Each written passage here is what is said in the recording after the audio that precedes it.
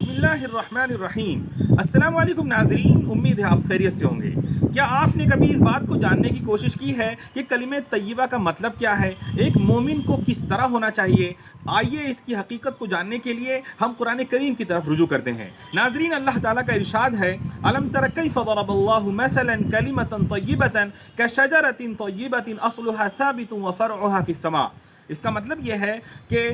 کیا تم نے کبھی غور کیا ہے کہ اللہ تعالیٰ نے کلمہ طیبہ کی مثال کس طرح بیان کی ہے؟ کشجرۃ طیبۃ، وہ ایک پاکیزہ درخت کی طرح ہے، ایک نوبل ٹری کی طرح۔ کشجرۃ طیبۃ اصلها ثابت وفرعها فی السماء، جس کی جڑیں، جس کی روٹس زمین کے اندر اتری ہوئی ہیں، وفرعها فی السماء، اور جس کی شاخیں، جس کی برانچز فضا میں، ایئر میں اور اسپیس میں پھیلی ہوئی ہیں، یعنی کہ اس کی جو جڑیں ہیں وہ بہت گہری ہیں اور اس کی شاخیں بہت لمبی لہلاتی ہوئی ہیں۔ اور آگے مزید کوالٹی اس کی بیان ہوئی ہے، تؤتی اکلها کل حین باذن ربها، کہ وہ اپنے پروردگار کے حکم سے ہر موسم میں اپنی جو فصل ہے، اپنا جو پھل ہے وہ دیتا رہتا ہے۔ ناظرین، اس میں قابل غور بات یہ ہے کہ اللہ تعالیٰ نے کلمہ طیبہ کی مثال ایک ایسے درخت سے دی ہے جس کی جڑیں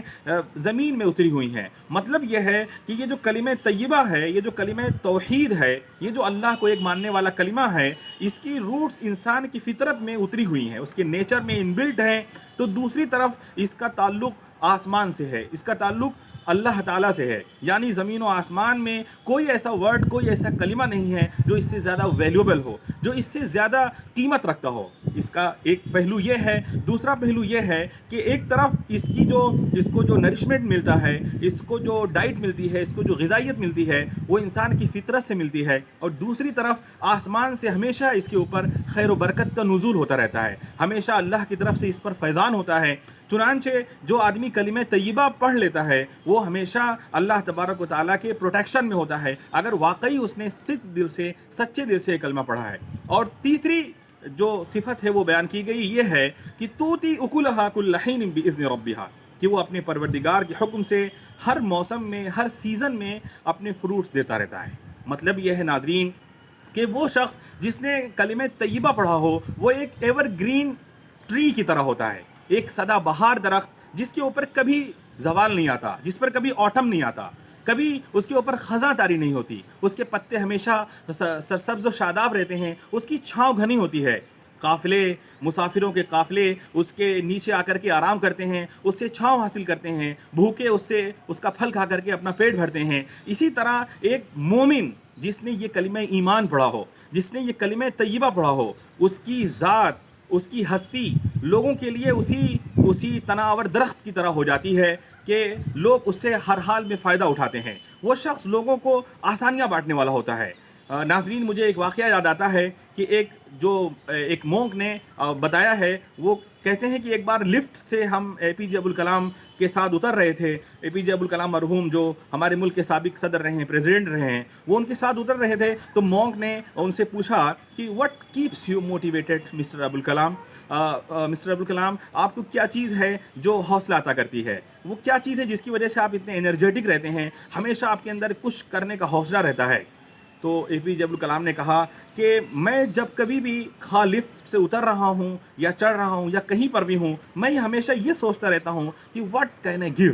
میں کیا دے سکتا ہوں۔ توتی اکلها کل حین باذن ربها، کہ وہ اپنا پھل ہر موسم میں اپنے رب کے حکم سے دیتا ہی رہتا ہے، یعنی ایک بندے مومن اپنی ذات سے لوگوں کو فائدہ پہنچاتا ہی رہتا ہے۔ اگر وہ پیدل چل رہا ہے تو راستے سے پتھر ہٹا دے گا، کانٹے ہیں تو اس کو سائڈ کر دے گا، وہ اگر بائک سے جا رہا ہے تو سائیکل سے چلنے والے اور پیدل سے چلنے والے لوگوں کی رعایت کرے گا، ان کی دیکھ ریکھ کرے گا۔ اگر وہ اسی طرح سے فور ویلر سے چل رہا ہے تب بھی وہ کسی کا راستہ نہیں کاٹے گا، وہ ٹریفک رولز نہیں توڑے گا۔ اسی طرح سے اگر وہ کسی اچھی پوزیشن پر ہے تو وہاں سے وہ لوگوں کو فائدہ پہنچانے کی کوشش کرے گا۔ ٹرین میں سفر کر رہا ہے تو بزرگوں کے لیے سیٹ چھوڑ دے گا، خواتین کو بیٹھنے کا موقع دے گا، لیڈیز کا احترام کرے گا، اور اگر واش روم گندا ہے تو وہ اپنے ہاتھ سے جا کر کے صاف کرے گا۔ یہ ایک بندے مومن کی مثال ہے جو اللہ تعالیٰ نے ایک ایسے درخت سے دی ہے جو ہمیشہ اپنا فائدہ دیتا رہتا ہے۔ تو اگر ناظرین ہم نے کلمہ طیبہ پڑھا ہے اور ہمارے اندر کلمہ طیبہ کا اثر ہے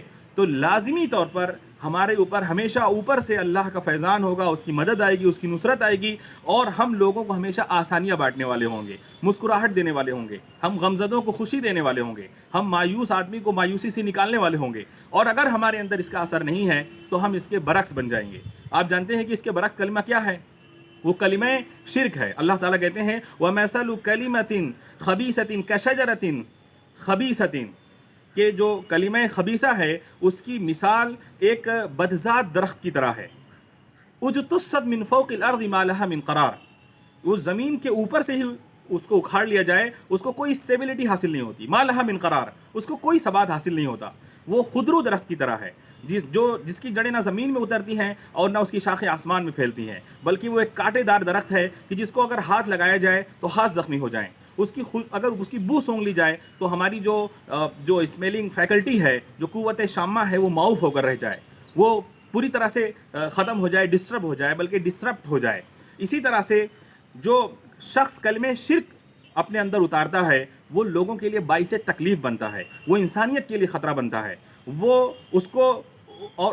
کوئی جڑ، کوئی اس کو پائیداری حاصل نہیں ہوتی، جبکہ جو بندے مومن ہے اس کے اندر پہاڑ کی سی استقامت ہوتی ہے، اس کے اندر کنسسٹنسی ہوتی ہے، اس کے اندر ایک بلا کی اسٹیبلٹی ہوتی ہے، اور یہ طاقت اسے اللہ کے سے حاصل ہوتی ہے جو وہ ہر حال میں اس کو ثابت قدم رکھتی ہے۔ چنانچہ اللہ تعالیٰ نے آگے ارشاد فرمایا